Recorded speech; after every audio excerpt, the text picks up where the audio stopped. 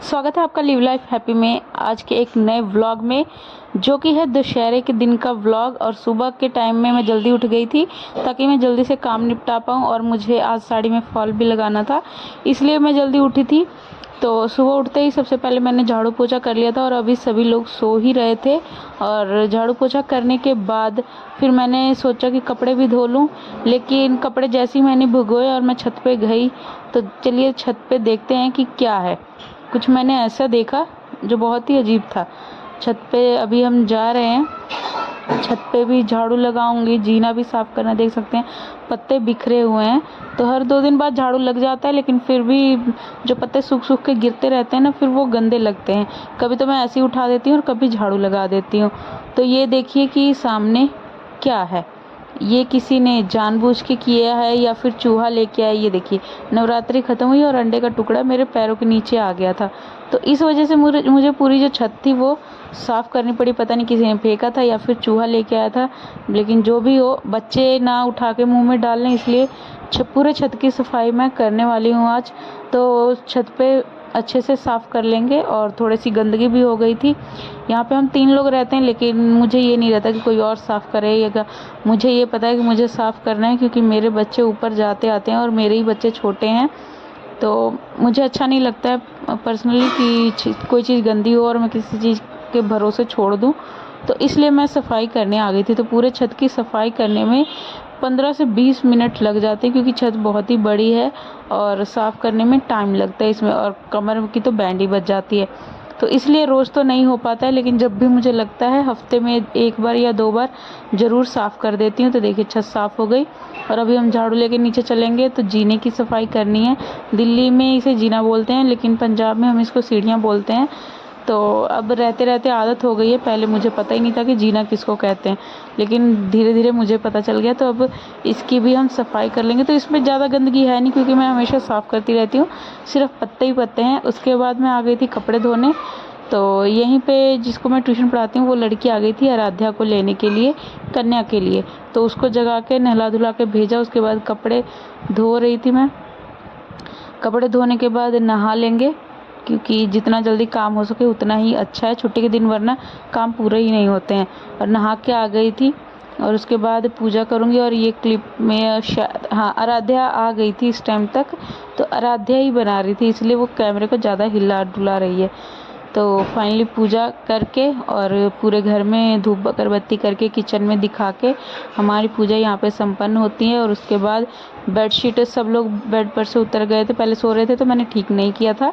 अभी कोई बेड पे नहीं है तो बेडशीट सेट कर लेंगे, और साथ ही जो बेड का फोरहेड होता है, साइड का हेड होता है, उसको भी कपड़े से साफ़ कर लेंगे ताकि साफ़ बना रहे।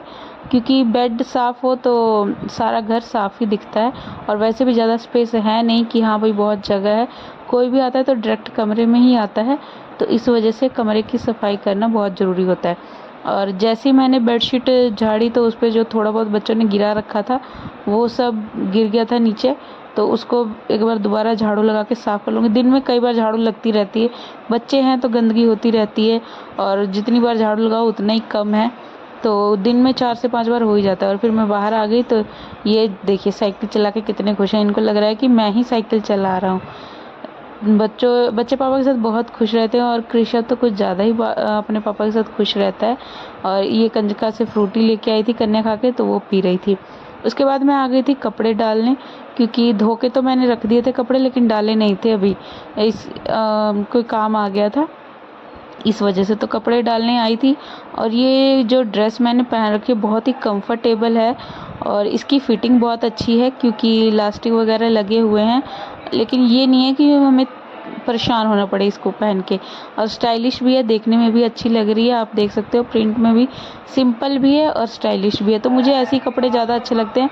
मुझे ज़्यादा कढ़ाई वढ़ाई या बहुत चमकीले चटकीले कपड़े पसंद नहीं पड़ते हैं, मेरे को सादा ही रहना पसंद है, सिंपल। तो ये ड्रेस मैंने आज चुनी थी, क्योंकि शाम को हम जाएंगे दशहरा घूमने।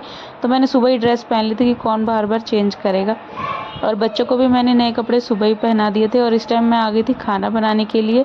चाय हमने पी ली थी, इस टाइम तक चाय और ब्रेड का नाश्ता किया था, ब्रेड सेक के। और खाने में मैं बना रही थी लंच में दाल और मूली की भुजिया बनाऊंगी, मूली की सूखी सब्जी कह सकते हो आप, या फिर भुजिया और चावल, क्योंकि इनके पापा घर पे हैं और कह रहे थे कि मुझे यही खाना है और उनको बहुत पसंद है। तो ये हमारा बन गया है, दाल को तड़का लगा दिया, और जब दाल को तड़का लगाया तो गैस का हाल देखिए क्या हो गया है। इसको अब खाना बन जाएगा उसके बाद साफ़ करूँगी। और यहाँ पे मूली की भुजिया बन रही है, इसमें बिल्कुल पानी नहीं डालेंगे, सूखी सूखी बनती है और मूली खुद ही पानी बहुत छोड़ देती है, तो उसमें ये पक जाती है और बहुत ही टेस्टी लगती है। मैं उसकी रिकॉर्डिंग करना भूल गई जब हम खा रहे थे या फिर प्लेट में निकालने के बाद, लेकिन बहुत ही टेस्टी बनी थी और सब बहुत खुश हो गए थे, खास करके मेरे हस्बैंड बहुत खुश हो गए थे खा के, तो कह रहे थे आज मज़ा ही आ गया खाना खा के। उसके बाद ये शाम की क्लिपिंग है, जब हम जा रहे थे दशहरा देखने, तो बच्चे रेडी होके जा रहे हैं, आराध्या पापा के साथ जा रही है और बाबू मेरे साथ। थोड़ी देर आगे चलने के बाद फिर बाबू हो गया था अपने पापा की गोद में और आराध्या ने मेरा हाथ पकड़ लिया था क्योंकि मैं थक गई थी उठा के। तो अब चलते हैं दशहरा घूमने। ये देखिए, ये खुश थी बिल्कुल कि आज तो हम दशहरा देखने जा रहे हैं, रामलीला रावण देखेंगे। तो पहले हम गए थे मॉडल टाउन, लेकिन वहाँ पे कुछ खास था नहीं, बस रावण बनाए हुए थे। उसके बाद हम दूसरी जगह गए, पंजाबी बाग। किराया भी बहुत लग गया वहाँ से वहाँ तक, तो चलिए कोई बात नहीं, बच्चों को खुशी होनी चाहिए। और यहाँ पे आप देख सकते हो कितना अच्छा सजा रखा है, और यहाँ का जो शोर शराबा था वो अनबियरेबल था, बिल्कुल समझ में ही नहीं आ रहा था कि इतना शोर, बाप रे बहुत ज़्यादा शोर हो रहा था। तो यहाँ की सजावट बहुत अच्छी है, भीड़ आप देख ही सकते हो, ये तो रास्ते की भीड़ है। और साथ में जो स्टॉल्स लगी हुई हैं वो भी सारी स्टॉल्स कितनी अच्छी लग रही है, बहुत भीड़ थी, हर तरह की स्टॉल्स थी, आप कुछ भी खा सकते हो, कुछ भी पी सकते हो। तो हमने पहले सोचा कि खाएंगे हम बाद में, लेकिन सबसे पहले हम जाके देखते हैं कि रावण क्या है और कहाँ पे क्या लगा हुआ है।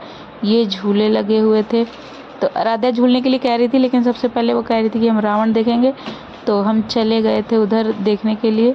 तो ये यहाँ पे स्टॉल्स वगैरह लगी हुई हैं, कितना अच्छा लग रहा है।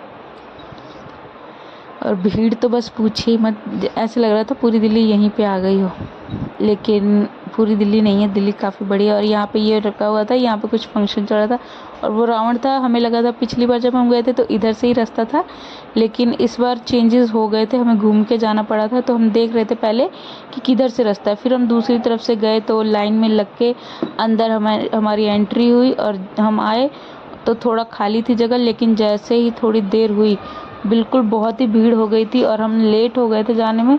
तो जो सीट्स थी ना वो बनाई हुई थी बैठने के लिए, वो सारी भर चुकी थी, तो हमें खड़े होकर देखना पड़ा। और वहाँ पे ये लाइट शो हो रहा था, जो कि मैंने पहली बार देखा और मुझे बहुत अच्छा लगा था। तो आप भी इंजॉय करिए, देखिए कैसे ये लाइट शो हो रहा है। और यहाँ पे जो रामायण थी वो लाइट शो के जरिए ही सुनाई जा रही थी और दिखाई जा रही थी।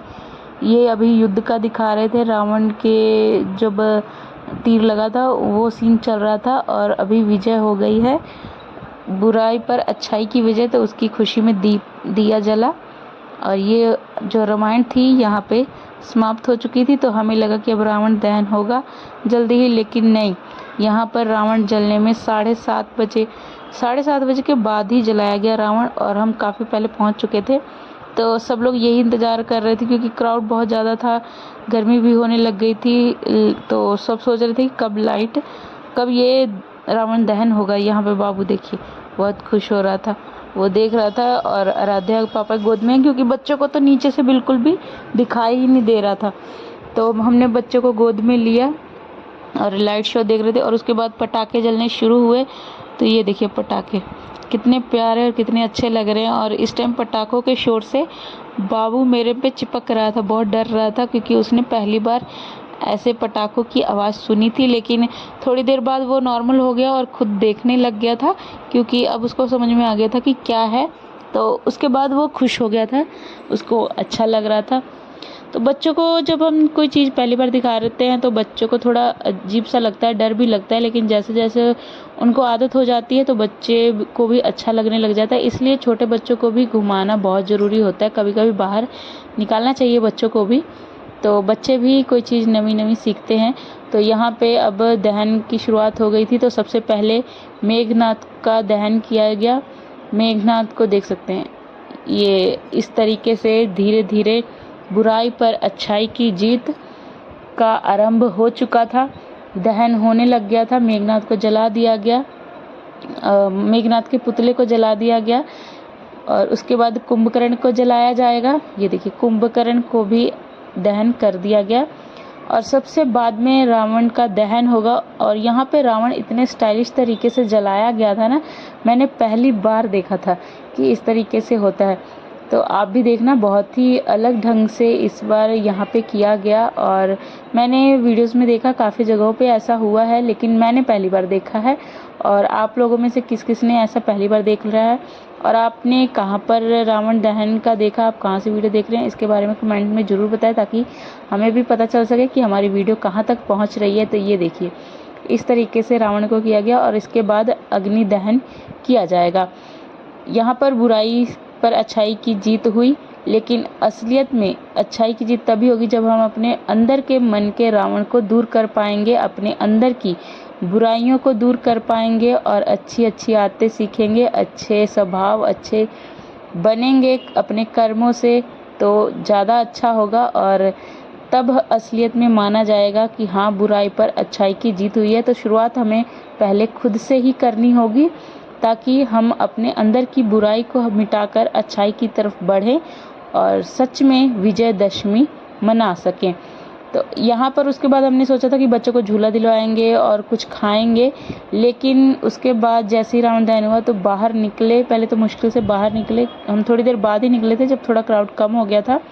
उसके बाद इस सड़क पे इतना ज़्यादा क्राउड था कि हमने कुछ खाना पीना झूला छोड़ के बच्चों से डिस्कस किया कि सीधे हम बाहर चलते हैं और अपने एरिया में जाके कुछ खा लेंगे, पी लेंगे और खिलौने ले लेंगे। तो बच्चे मान गए थे।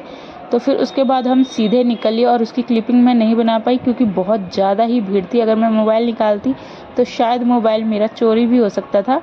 तो ऐसा सब दिल्ली में होता भी बहुत है, लेकिन क्या करें। और अभी जब मैं वीडियो बना रही थी तो भी मुझे यही डर लग रहा था। तो मैं बच्चों के लिए ले आए थे खिलौने, राधा के लिए धनुष बाण और